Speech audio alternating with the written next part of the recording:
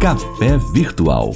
Apresentação: Regina Helena. Um programa da Sexta Igreja Presbiteriana de Uberlândia.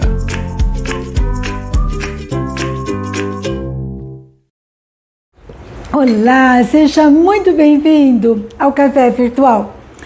Que bom que você está aqui comigo. Muito obrigada pela sua presença.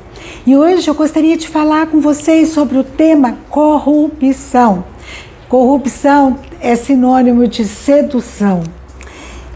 E lá em Gênesis capítulo 4, versículo 7, Deus ele adverte Caim. Ele fala: olha, Caim, o pecado o ameaça a porta e ele deseja conquistá-lo, mas você deve dominá-lo. Sabe, tem um livro chamado A Revolução dos Bichos, do George Orwell, que foi escrito, publicado em 1945 pela primeira vez. Conta uma sátira ao regime comunista, e ele conta a respeito de uma fazenda que tinha um porco que tinha um sonho. E esse velho porco que morava na fazenda, ele queria que houvesse uma igualdade, que ele queria lutar para que os animais não sofressem tantos maltratos como eles sofriam, né?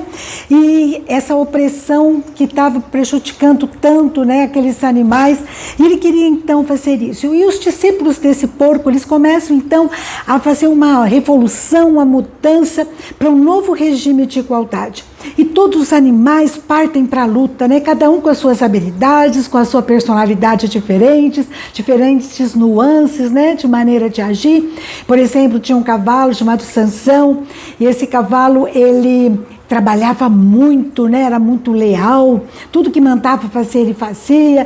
Tinha, por sua vez, as galinhas, que eram muito tacarelas, muito barulhentas, e cada um com aquele seu jeitão, todos eles lutando por uma nova ordem. E eles estabelecem mandamentos que conduziriam essa nova sociedade. Só que o tempo passa e os líderes começam a adotar algumas atitudes que o fazendeiro antes adotava e que era recusada, que era uma coisa que ninguém suportava. E eles começaram, então, aquilo que eles acusavam no passado, eles começaram a aderir, né, para se beneficiarem. Até que os próprios mandamentos, que já estavam apagados, né, foram mudados, né, para que esses novos líderes tivessem vantagens. E eles então passam a agir como os homens, né, os fazendeiros faziam, oprimindo os outros animais, assim, realmente maltratando os outros animais. E aquilo que eles então condenavam, eles passaram a assumir. É um dos livros considerados os 100 melhores livros, né, publicados até hoje pela revista Times e por muitos outras revistas e comentaristas.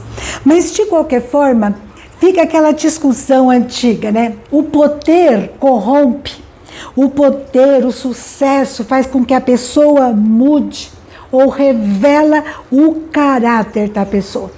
Tem um livro de Tolkien, que é O Senhor dos Anéis, e que tem um anel de Sauron, que é muito cobiçado, porque concede poder. E ali mostra que o poder torna a pessoa obcecada. Tem uma pesquisa que foi feita que quem tem poder grita mais, é mais agressivo quanto é contrariado, é mais rude. É lógico que isso não é geral, né? Há uma pesquisa que diz que a maioria faz isso. A gente não sabe se isso é feito porque a pessoa não tem medo de retaliação, não tem medo, né, de ser acusada, não tem medo de ser disciplinada. Ou é porque, então, nesse caso, o seu caráter é revelado. A gente não sabe. A gente sabe que o homem, ele tem uma natureza pecaminosa, corrupta. Nós temos lá em Paulo falando para Romanos, ele diz lá no capítulo 7 de Romanos, versículo 18: porque eu sei que em mim, isso é, na minha carne, não habita nenhum bem, pois o querer o bem está em mim, mas não porém o efetuá-lo. Paulo fala, puxa vida, eu queria fazer o bem, mas eu não estou conseguindo. Depois, mais adiante, ele fala, miserável homem que sou. Paulo está assim, quebrantado. Eu quero melhorar, eu quero agradar a Deus, mas eu não consigo. Depois, em 1 Coríntios 10, 12, Paulo diz assim, aquele que pensa que está em pé, é melhor ter cuidado para não cair.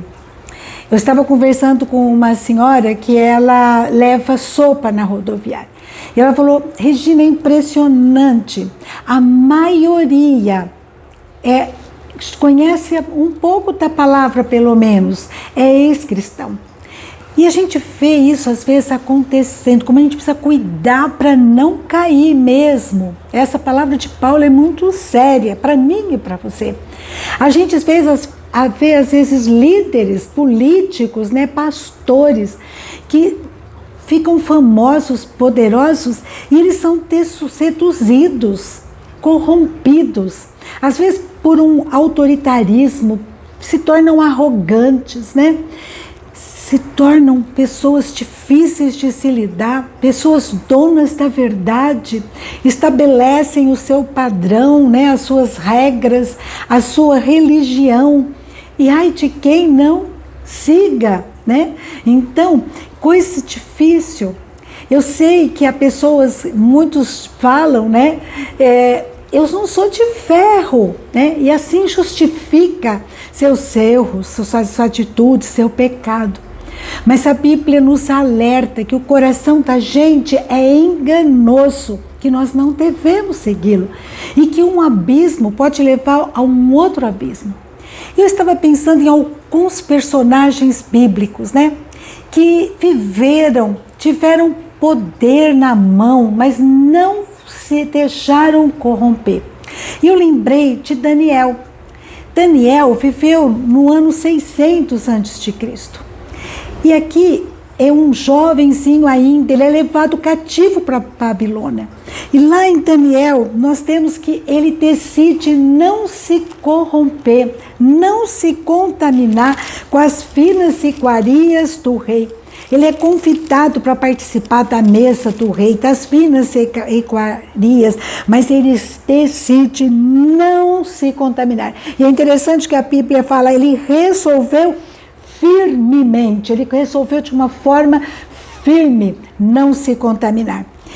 E ele então tem uma vida bem interessante, ele decifra o sono do rei Nabucodonosor e ele começa a ser admirado, estimado, respeitado, né? E Nabucodonosor morre.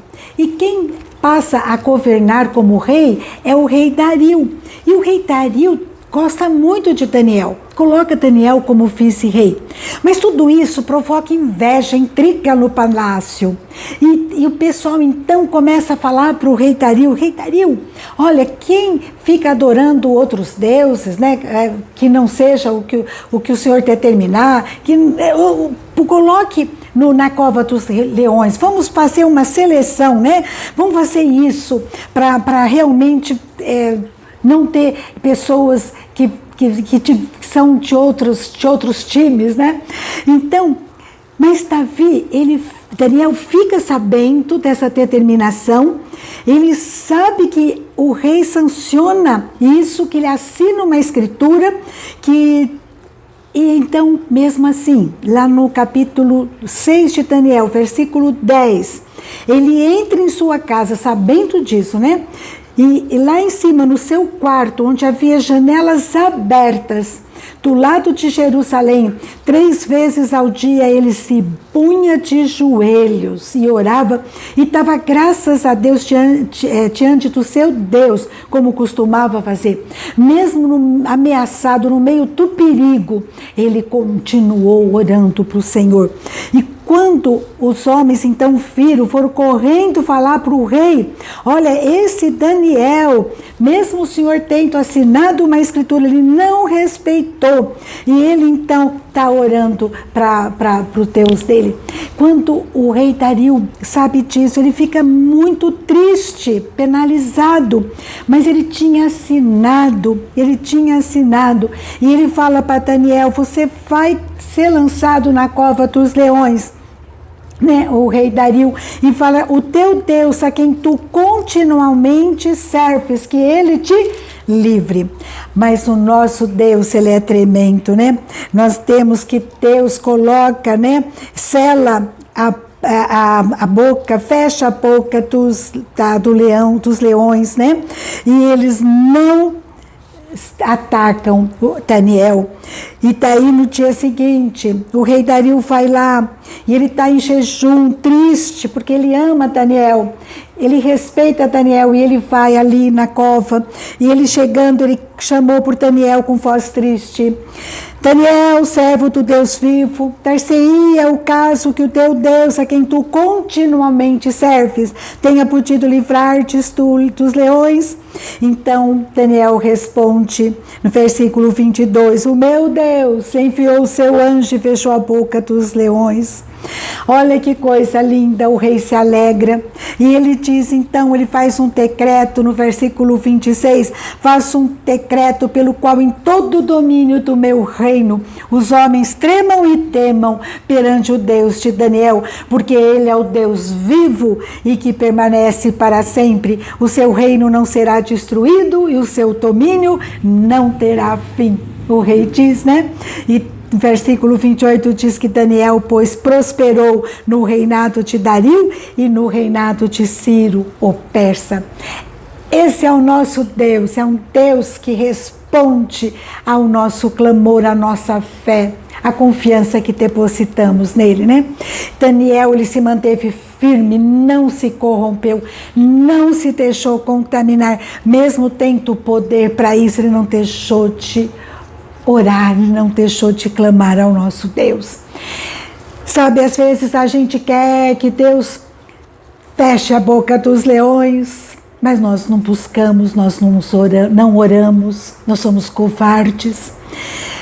Nós queremos que Deus abra o mar vermelho, mas a gente não quer passar os 40 anos no deserto, nas lutas, no tratamento de Deus, quando Deus está nos moldando, né? Como aconteceu com Moisés, 40 anos no deserto, antes de ser levantado por Deus para libertar o povo de Israel do Egito.